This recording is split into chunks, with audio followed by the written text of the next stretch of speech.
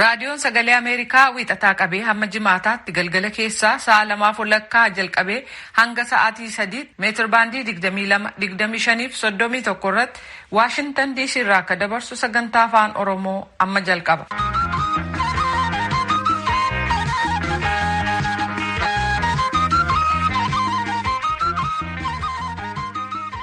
Fagoof dhiyoodhaa raadiyoo, intarneetii, saatalaayitii, naayilsaatii fi feesbuukiin kanneen sagantaa keenya hordofaa jirtan dhaggeeffattoonni keenya akka mooltan. Guyyaan har'aa Guraandhala 9 bara 2021 keessummeessituun keessan har'aan jaallannee gammadaati. Oromiyaa gama kibbaa magaalaa Yaaballootti hiriira gaggeessame irratti namni tokko ajjeesamuun himamee jira. Magaalaa Shaashamannee fi bakkawwan biroottis hiriirri mormii gaggeessameera. Kana irratti jiraattotaaf aangoota nageenyaa mootummaa Oromiyaa dubbisuun gabaasa qindaa'e qabna. Kitaabni seenaa jireenyaa aartistichaa hangafa Alii Birraa maxxanfamee jira. Finfinnee hoteela Sharaatanitti sirna gaggeeffame irratti mootummaan naannoo Oromiyaa aartisticha badhaaseera. Paartileen mormituu Somaaliyaa kan yeroo taayitaa isaanii kaleessa xumuran pireezidaantii biyyattii kana booda akka itti fufee biyyattii bulchu hin eeyyamnu jechaa jiru. Kanneen har'aaf qabnu keessaati. Hanga xumura sagantaa keenyaatti nu waliin turaa jenna dhaggeeffattoota keenya. Amma guutummaa oduu dabarra.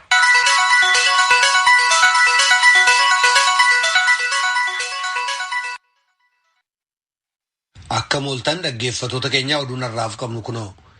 Jaarmiyaaleen tokkummaa mootummootaa hojjetoota isaanii sadarkaa addunyaa 25 ta'aniif kaleessa eeyyama gara bulchiisa naannoo Tigraayitti malu mootummaa Itoophiyaa irraa argachuu isaanii dubbii himaan jaarmayicha addunyaa Istefaan Dujaarik kaleessa ibsa baasanii beeksisanii jiru. Ibsa jaarmayichaa kan Maargaret Bashir Jenevarra ergite tujubeetu dhiyeessa. Fedhii bu'uuraa naannoo sanaa guddataa adeemeen hojjettoonni gargaarsaa naannoo Tigraay keessaa gargaarsa kennan akka saffisaniif eeyyamni kun tarkaanfii jalqabaati. Ittaanaa barreessaan dhimmootii nageenyaaf nagaa Giilas Mikaawdiif koomishinarri olaanaan dhimma baqattootaa Filippo Giraandee dhiyeenya immoo daayirektarri olaanaan sagantaa nyaataa addunyaa Deevid Beaslii dabalatee aangawoonni sadarkaa olaanaa akka tokkummaa mootummootaa yeroo dhiyoo as mootummaa Itoophiyaa waliin marii bu'a qabeessa geggeessaniiru. Mr. Beasliin daawwannaa isaanii Itoophiyaatti geggeessan akkuma xumuraniin jaarmiyaan nyaataa addunyaa gaaffii mootummaan aangawootaaf michoota isaa gargaarsaa gara naannoo Tigraayitti gargaarsi akka ergamuuf gaafate simateeraa jedhan.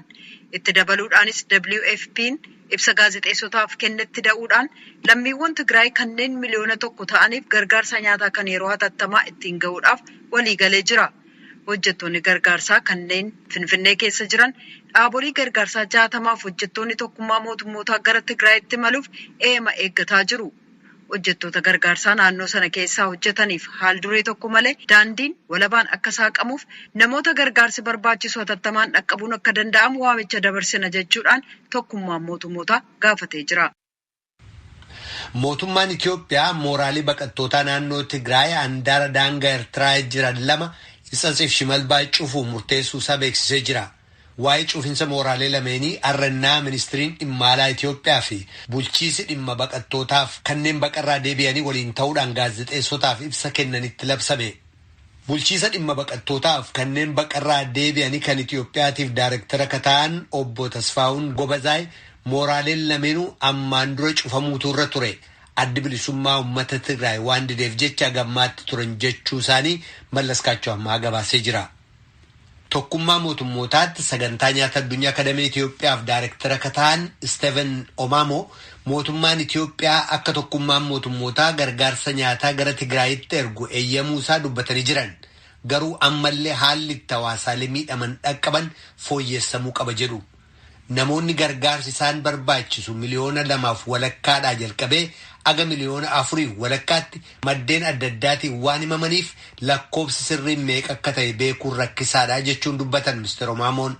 Daayirektarri olaanaan sagantaa nyaata addunyaa David Bisliif ministeerri nagaa kan Itoophiyaa Muferiyaat Kamiil dhuma torbaniirra gara Tigraayitti imaluun isaanii uummata naannoo sana keessaa gargaarsa barbaaduuf deebii barbaachisu kennuuf waahilummaan hojii cimaan ka barbaachisu ta'uu agarsiisa jechuu isaanii mallaskaachuu ammaa gabaasee jira. Mootummaan Itoophiyaa gargaarsi namoomaa akka naannoo Tigraay dhaqqabu gochuudhaaf waadaa seene kabajuu qaba jechuun Amnesty International har'a ibsa baasee jira. Mootummaan Itiyoophiyaa hojjetoonni gargaarsaa akka naannoo Tigraay bakka uummanni gara miliyoona 3tti lakkaa'amu sababaa waraansaan miidhamee gargaarsa barbaadu seenan bal'inaan eeyyamuuf waadaa seenuusaa laalchisuudhaan jaarmiyaan isaanii ibsa kana kennuusaa Amnesty Internationalitti Daayirektarri taantuun Afrikaa Bahaa gaanfa Afrikaa biyyoota naannoo haroo gurguddaa Saaraa Jaaksan ibsanii jiru. Baatilee 3 dabraniif gidiraan namoomaa guutummaatti Tigraay keessatti dhaqqabe mootummaan karaa ittiin seeninsaa kennuu dhabuurraa tajaajilli intarneetiif bilbilaa cituurraa kan ka'e utuu hin beekamiin ture ka jedhan hoggantittiin Amnesty International kun aangawoonni mootummaa Itiyoophiyaa akka hojjetoonni gargaarsa namoomaaf ka mirga dhala namaa uummata siivilii Tigraay keessaa jireenyi isaanii waraansaan mancee dhaqqaban gochuuf wanneen barbaachisan hunda gochuu qaba jechuudhaan hubachiisanii jiru. Walitti bu'iinsa koonsoof naannoo isheetti uumameen lammiileen manaaf qe'ee isaaniirraa buqqa'an ka deebi'aa jiran ta'eyyuu godinaa sana keessatti nageenyi guutummaatti waan hin bu'iniif jecha ka sodaa keessa jiran ta'uu VOA'tti dubbatan. Kanneen buqqa'an 84,000 keessaa baay'een isaanii qe'ee ofiitti deebi'anii jiru jechuudhaan bulchiinsi godinaa koonsoo beeksisee jira. Gabaasaa Yoonaataan Zebdiyoos jaallaneetu dhiyeessa. Yeroo walitti bu'iinsa sanaa kan qe'ee buqqa'an keessaa tokko jiraataa magaalaa Sagan obbo Maammush Dibaa yoo ta'an baatii 2 ganda Kaaburaa keessa buufatanii ka turan yoo ta'u amma nagaa fooyya'aan waan jiruuf jechuudhaan magaalaa Saganitti deebi'uu isaanii fi gargaarsa argataa akka jiran dubbatu. Godina Koonsoo dabalatee gara sochii nagaatti akka deebi'an yaalamaa jiraatus qaamonni nagaa hin fedhan jedhamaniin jeeqamsa waan uumaniif sodaa keessa jirra jedhu. Jiraataa ganda kolmaa ka ta'an obbo Kudaanoo Kudhaamoo nagaan argamaa waan jiruuf qonnaan bulaan qe'ee ofiitti deebi'aa jira jedhu. Koonsoo fi Allee gidduutti walitti bu'iinsi ture laaffate hawaasni lamaan hariiroo hawaasaa addaan citee ture jalqabuunsaa ibsameera. Bulchiinsa godina Koonsootti itti gaafatamaan qajeelfama qonnaa fi waltaasisaan garee hooggansi hojii kan yaaddoo balaa obbo Kabbada Gaattisaa uummata godaane 84,000 caalaa keessaa 17,000 lafa dheessanitti kan hafan yoo ta'u kanneen biroon qe'ee isaaniitti deebi'aniiru jedhu. 10,000 kanneen godaanan kanaaf gargaarsi dhala namaa kennamaa turuu fi haala dhaabbataan deebisanii dhaabuuf hojiin jalqabamuu obbo Kabbadan ibsaniiru. Jarreen qe'eetti deebisuun cinatti godina sana keessatti nagaa waariinsa qabu akka argamu akkasumas walitti bu'iinsi irra deebi'ee akka hin kaane gochuuf hojiin seera kabachiisuu gaggeeffamaa jira jedhan. Mootummaan bulchiinsa naannoo uummattoota Itiyoophiyaa gama kibbaa ajjechaa Koonsoo keessatti raawwatamerraa harka qabu kanneen jedhe namoota 300 ol hidhuusaa ittaanaa bulchaa akka ta'an obbo Ristuu Yirdaa'u ibsanii turan. Koonsoof naannoo isheetti walitti bu'iinsa uumameen waliigalaan siviilonni 74 ajjeefamuu gabaasnee turre jedha Yoonaataan Zabdiyoos hawaasaarraa. Dhaggeeffattoota keenya oduun har'aaf qabnu kanuma.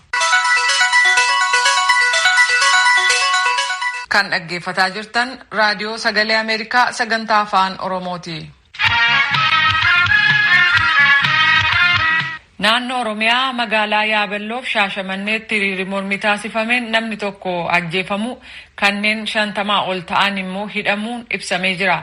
Kanneen hiriira kana bahan barattoota ta'uun isaanii kan himame yoo ta'u qormaanni kutaa 12ffaa dafee akka kennamu akkasumas hidhamtoonni siyaasaa hiikaman gaaffilee jedhu dhiyeessuu isaanii dubbatameera. Mootummaan naannoo Oromiyaa tarkaanfiin fudhate madaalawaadha jedhee hiriira kanaan wal qabatee namni du'ee fi kanneen hidhaman jiraachuus mirkaneessee jira. Muktaar Jamaal gabaasa nu erge qaba. Namoonni Yaabellootti hiriira mormii bahuu isaanii raadiyoo sagalee Ameerikaatiif himan kanneen hiriira kanarratti hirmaatan barattoota jedhan.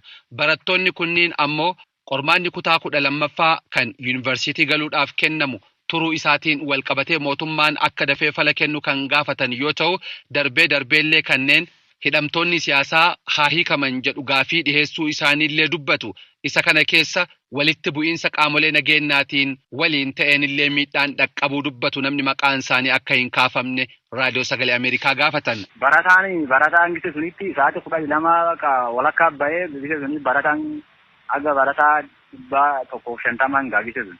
Humni barataa gise sunitti akka malee xiqqaa isin ammoo nam gara 30 wayiin geetti qoree bittinneessaa haa magaalaan jiraan warra kana kaanii pooliisuun magaalaa warri gise sunitti dhufee naanniyyuu bakka waan tokkoyyuu nu gaafannee nu dhaanuu malee kaanii rukkatanii kaan bakka hin dhaanamee haan qabanii yaanii namni ammoo miidhaan cimaan irra qabe haan ka lubbuun nam tokko namni miidhaan cimaan irra qabe nam gara afuriin gaa mucaan gisee gara ijoolleen hiriir baatee hiriir kallee keessa hin jiru hoteelii kaatolikiirra abbii deefa jechuudha. Inni kaatolikii tokko hojjeta hoteelii kan kee bulee mucaan waan kallee qubaallee hin qabu ijoollee dhaantee achi fiddee agman barumsaati hoteelii kan dhaantee fiddee dhaantanii fidanii bakka ijoollee kaan mucaan gisee qubaallee tokko hin qabu waan kallee keessa hin jiru qubaallee hin qabu waan tokkollee hin dhageenye inni barataa waggaa lammaffaa maallee qubi hin qaba kun keessummoo machi bulmalee maallee qubaallee hin qabu achumaatti ijoollee isaan dhaananitti fidanii ijoollee isaan waliin dhaanan aduunni hirriiban kan inni dhaanan ijjeessa.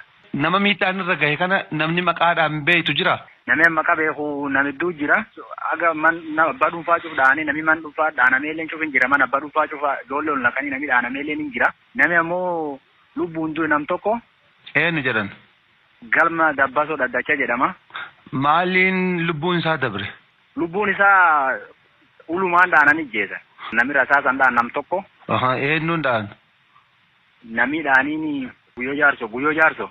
Namni ammoo miidhaan irra ga'ee galgaloo jaatanii, galgaloo toore, diir godaana, galgaloo qaa, dhakkii godaanaa intalli biraati. Ammallee summallee namni hedduu jira. Namootni gammaatti namni waan kan jedhini namni hedduu jira. Gammaa namni irra qabanii maqaan isaanii gammaatti laakkaamine namni hedduu jira. Namni dhameellee nam dhuuba jira. Tilmaamatti namni sun nama 60-70 akkasiin ga'a. Gaafa hiriira kana baatan maali silaa gaafiin keessan wanni isin gadi baataniif? Gaafiin keellaki gaafum qoromsaa biyyoolessaati ijoolleen tunam ka hiriir baanee nuun hiriir baakun beektaa ijoollee kutaa 12 taasila waggaa dabre qoromsa biyyoolessaa fudhattu obsaa dhattee dadhabdee gisee muluu qoromsirraa eessanii humkanaa wal qabatee bakka mootummaan kan nu dhaga'uuti. Karaa tokkollee nu bakka dhiibbaa malee wanni nu faayidaan nu godhamu jiru haramaan boromsaallee taanaan karaa hedduullee karaa wanni tokkollee wanni nu godhamu hin jiru waan geesgaasi tokkollee waan hin qabneef. Mootummaan akka waan kana ilaalcheessu nu galchuu guyyaa qoromsaa kan nuuf himu. Hiriirumti wal fakkaataan magaala Shaashamanneetti illee ta'uu dubbatu namni Shaashamannee irraa dubbisne. Barattoonni reega hiriira dhaadannoo adda addaa geggeessaa aga ta'e deemaa turanii booda dhukaasni banamee ture poolisoota idileetiin kan magaalaa Shaashamanneetiin. Sana booda barattoota reebaa turanii shamarran hedduus to'atanii to'annoo jala oolchanii baay'ee reebaa turan barattoota garmalee miidhaa turan. Maali sababni barattoonni hiriira kana ba'aniif maal gaafatan dhaadannoo keessatti? Barattoonni kan jedhan Justice for Hacaaluu jechaa turanii Jawaar Mahammad fa'aa Baqqalaa Garbaa Hamzaa Booranaa hiikaman jedhaa turanii dhiibbamti garamoomaa Oromoo irraa dhaabbatudhaa turanii. Kana dhaadannoo adda addaa dhaadannoo waan baay'eedhaa turanii keessattuu yeroo barattoonni Abiyyi matti gochaa turan barataa tokkorra garmalee eega to'atanii dhaadannoo barattoota jechisaa ture sanirra miidhaa hamaa geessanii konkolaataa isaaniitiin qabatanii deemaniin. Miidhaan gama biraa dhaqqabe maali? Nama meeqatu to'annaa jala oole? Xiqqaatee barattoota 30 waliin ta'a mana barnoota laangannoo mana barumsa dhuunfaati. Isarraallee booda ijoolleen kana Kamana barnoota qophaa'inaa dhageessee baanaan barattoota hedduu qabanii baay'inni barattoota 30 waliin ta'a makiinaa paatiroolii gara 4 ta'anii deemaniin.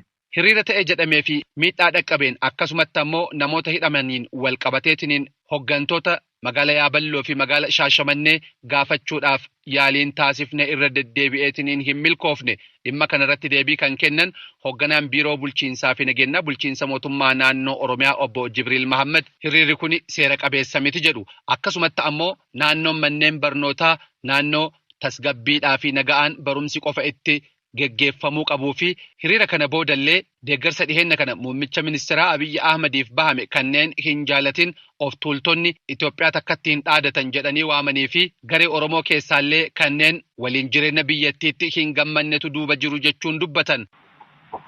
Boqqolloo bu'uura qabamti lammaffaa immoo dhimmicha dhimmicha ajandaa siyaasaati malee dhimmicha seeraatii fi waa'ee baruuf barsiisuuti sadaffaanii.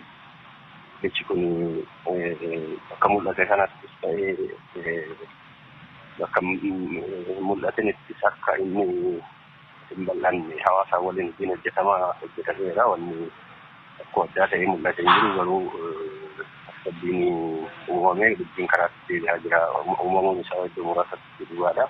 Fedhiin adda addaa jiraachuu danda'a ilaalcha adda addaa jiraachuu danda'a garuu walitti hidhatee yoo ilaalu karaa gaarii ta'an karaa gabbaa'ee karaa qabachaa jira jechuudha.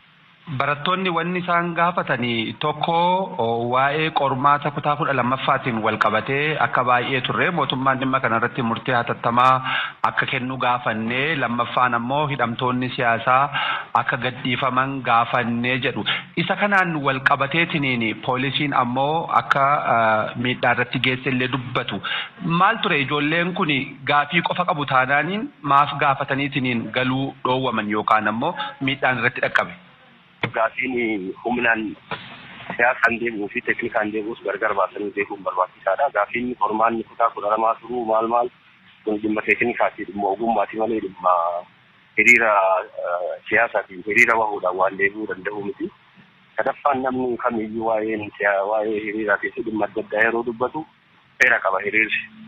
Kun hiriiraa miti alseerummaadha. Alseerummaa fi hiriira gargar baasanii beekuun barbaachisaadha. Kan warra siyaasaa hidhamee jiru jalqaba hidhamaa siyaasaa biyya keessa jiru namoonni hidhaman seera cabsanii qabeenya barbadeessanii lubbuu nama hedduu dhabamuudhaaf biyyattiin akka diigamtu dhaga'umsa hedduuf ulaa banuudhaan gizee 2-3 irra dabaramee xumura irratti tarkaanfii seeraa fudhatamee naaf hidhamaa seeraa siyaasaa hiikuudhaaf nama siyaasaa baratame keessa akka bahaan jedhamne waan beekamuuf kun garkama kanaan hubatamuu qaba. Kan yaaballettillee shaashamannettillee ta'een wal qabateetiniin namni lubbuun darbellee namni qaamaa miidhamellee namni hidhamellee jiraachuutu ibsame. Isa kanaan wal qabatee bulchiinsi mootummaa naannoo Oromiyaa maali wanni inni harkaa qabu ragaan sirriin? Shaashamannetti namni miidhamni addaan jiru yaabelloo irratti kan ta'e namni tokko miidhameera. Namtichi miidhame barataa University naannoo Baardaar na fakkaate barataa waggaa lammaffaati. Wizira olii guuteetti kan naannoo keessatti argamu. Bakka lamaan kana walumaa galatti amma namoota baay'ee hidhamuu dubbatama. Hammam quba qaba mootummaan? Namoonni beekumsa keessatti hirmaatan namoonni muraasni qabamanii jiranii akka jedhame 100,000 kan lakkaa'amu miti. Walumatti gara nama 20 fi 30 walitti 50 akka naannoo kana olii miti kana gammaa jiru. Kun immoo hin dabalamaa hin bahaa jechuu barbaade. Dabalamuu danda'a irratti inni irraa hin dabalama. Hiriira kana qindeessuu keessaa barattoota kana eenyu akka waame barattoota irraallee ta'ee qaama gama biraarraa raadiyoon sagalee Ameerikaa waan argate hin qabu.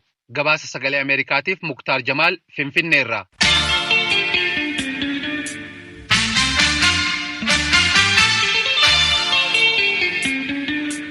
Miseensonni paartilee mormituu Soomaaliyaa ammaan booda Mohaammed Abdullaahi Farmaajo akka pireezidaantii biyyattiitti beekannoo kan hin kennineef ta'uu dhaadatan. Kunis wiixata kaleessaa barri aangoo irratti turan waan xumurameefi jedhu. Filannoon biyyattii keessaa immoo duubatti harkifataa waan jiruuf jecha Soomaaliyaan rakkoo siyaasaan qabamtee akka jirtuu fi attamitti fuulduratti tarkaanfachuu dandeenya isa jedhu irratti paartileen waliigaluu hin dandeenye jedha gabaasa Mohaammed Kaahiyyee Moqdishoo irraa erge Tujubee dhiyeessa. Ameerikaa dabalatee michoonni Soomaaliyaa akka sadarkaa addunyaa falmii siyaasaa filannoon pirezidaantummaaf paarlaamaa biyyattii boodatti harkifachuu laalchisee yaaddoo qaban ibsaa jiran. Yeroon aangoo pirezidaanti Mohaammed Abdullaahi Farmaajo wixata kaleessaa guraandhala 8 kan dhumate yoo ta'u, kaadhimamtoonni pirezidaantummaa kagamtaa waltaatota garee mormituu karaa dubbi himaa isaanii Reedwaan Hajii akka ibsanitti Farmaajo akka hoogganaa biyyattiitti beekannaan kenninuufi jedhan.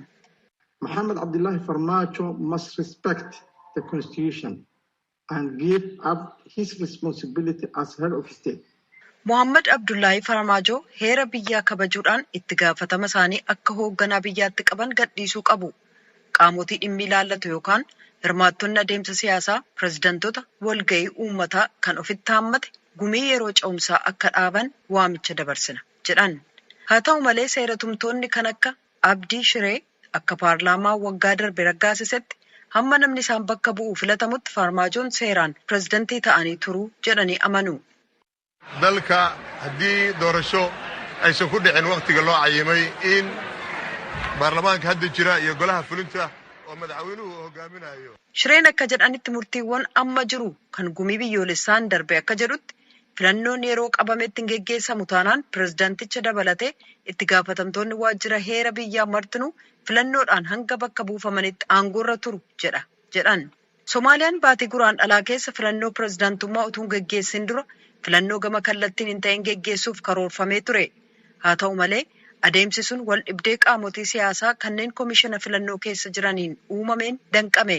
Yuunivarsiitii Qaataaritti gargaaraa Piroofeesaraa qorannaa nageenyaa akka ta'an Afyaaree Elmi akka jedhanitti qaamotiin lamaan adeemsa bilchina qabuun yoo hin hojjetin torbanneen ittaanan keessa Somaaliyaa keessatti rakkoon nageenyaa mudachuu mala jedhan.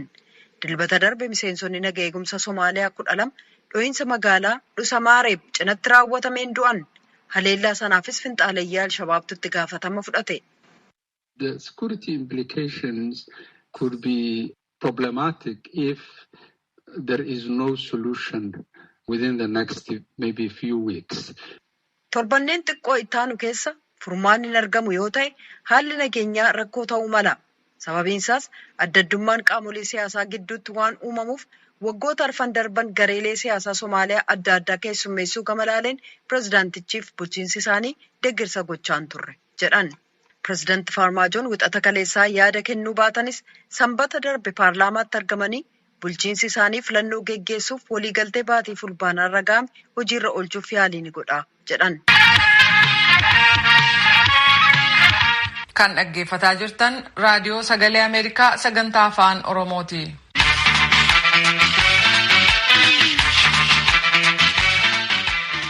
Waa'ee uummata Oromoo kana beektuu laata? Kitaabni seenaa aartist Alii Birraa ibsu Suraafeel Galgaloon barreeffamee eebbifamee jira. Dooktarri kabajaa aartist Alii Birraan waggoottan 60 darbaniif damee aartiif kan gumaachaniif badhaafaman. Aartist Alii Birraa sirboota afaan Oromoon alatti afaanota Somaalee, Afaar, Hararii, Amaariffa akkasumas afaan Sudaaniin weellisuun saboonni caalaatti akka wal baran shoora olaanaa baheeraa jedhameera. Sagantaa sirna galateeffannaa fi eebba kitaaba seenaa dooktarii kabajaa aartist Alii Birraa Finfinneetti tibbana gaggeeffameera. Kanarratti Tsahaay Daamxoo gabaasa qabdi.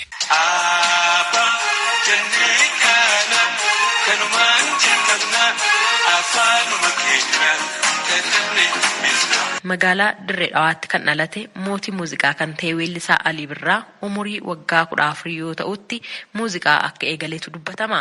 Aliin yeroo waggaa 14 ta'u bara 1954 akka lakkoofsa Itoophiyaatti addunyaa muuziqaatti makame. Osoo dirree muuziqaa keessaan bahinis waggoota 50 ol akka lakkoofsisetu ibsama. Maarree artistii weelluu afaan adda addaatiin weellisuun beekamu Alii Birraatiif kitaabni seenaa isaa seenessu barreeffamee dilbata darbe eebbifameera. Kitaabni kun mata dureen isaa Odaa Bahaa Muuziqaa Jaalala Biyyaa of Barbaacha Afaan Alii Birraatiin jedhama. Kitaabicha kan barreessan Dr. Suraafeel Galgalooti.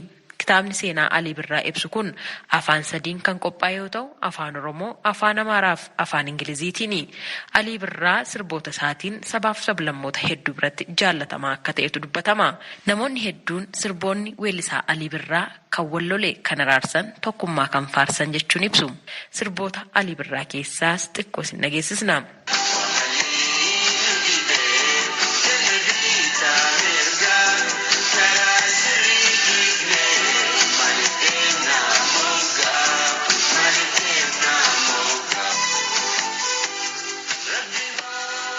Sagantaa dilbata darbe Finfinneetti qophaa'een kitaabni seenaa Alii Birraa ibsu eebbifamee aartist Aliifis hojiilee inni ogummaa isaatiin laphee hawaasaa keessatti hafeefis beekamtiin kennameeraa fi sagantaa kanarratti namoonni argaman osoo Aliin lubbuudhaan jiru seenaan isaa barreeffamuun akkasumas beekamtiin kennamuufiin galatoom ittiin jechuunis gaariidha jechuun kaasani.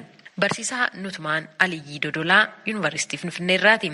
Seenaan Alii Birraa barreeffamee akkanatti dhiyaachuun hawaasa bal'aa fi bifa ta'uun sadarkaa olaanaatti akkanatti dhiyaachuunsaa waan guddaadha. Qabsoo Oromoo keessaallee tarkaanfii gara fuulduraatti godhamaa jiru karaa siyaasa dinagdee hawaasummaatiin mul'ataa jiru kan agarsiisudha.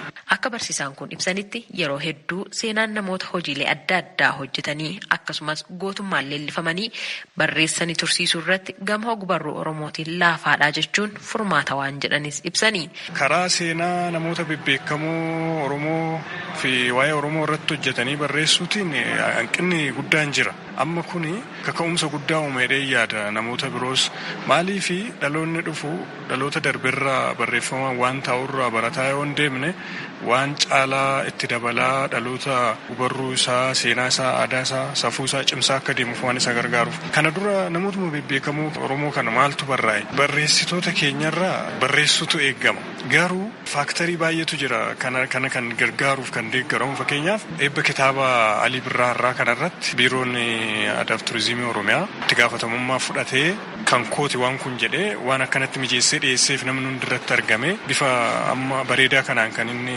eebbifamutti jira. Kitaabichis Alii Birraafis beekamtii dabalataa kennuu ta'a. Rakkoon jiru rakkoo barreessitoota natti fakkaatu yeroo baay'ee. Barreessitoonni barreessuudhaaf yaada burqisiisuudhaaf rakkoon qaban garuu rakkoon isaanii rakkoo maallaqaati. Kanaafuu seenaa namoota gurguddaa keenyaa barreeffachuuf nama hin dhabne nuti hayyuu baay'ee qabna nama barreessuu danda'u.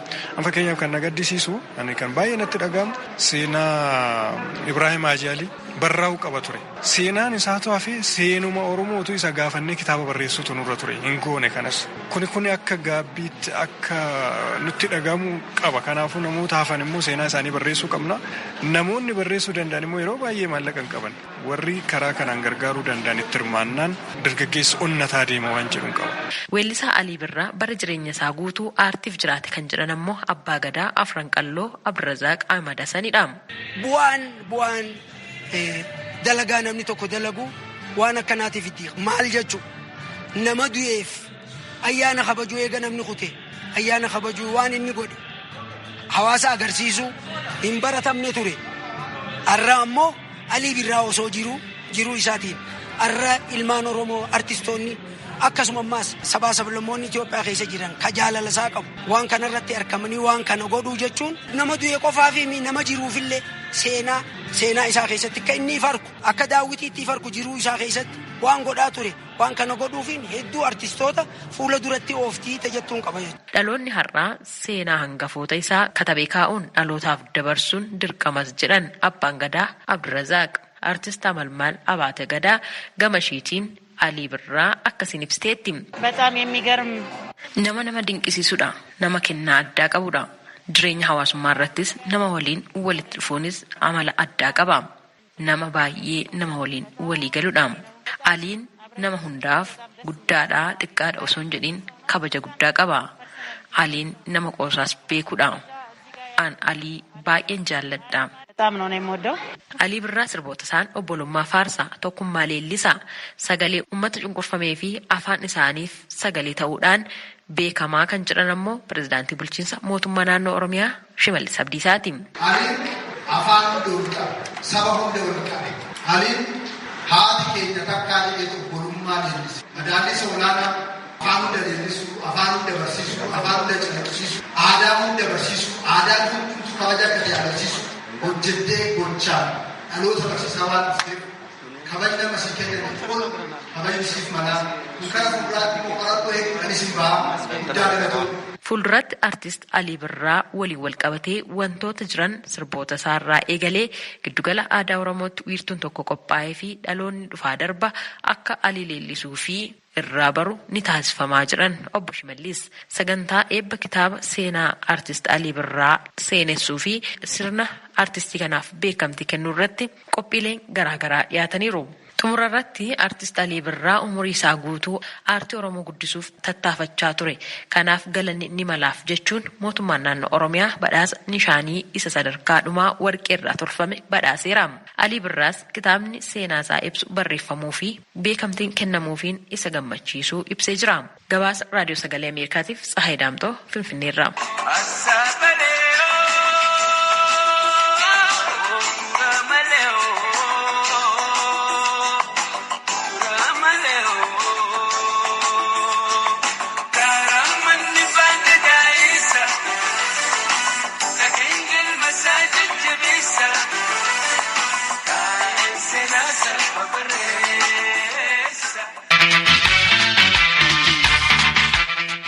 Raadiyoon Sagalee Ameerikaa galgala keessaa sa'a 2:00 jalqabee hanga sa'a 3:00 meetir baandii 22-25 meetir baandii 31 irratti wiixataa hanga jimaataatti qophii afaan Oromoon dabarsu asirratti raawwata. Qophii boruutiin walitti deebinaa nagaatti bulaa.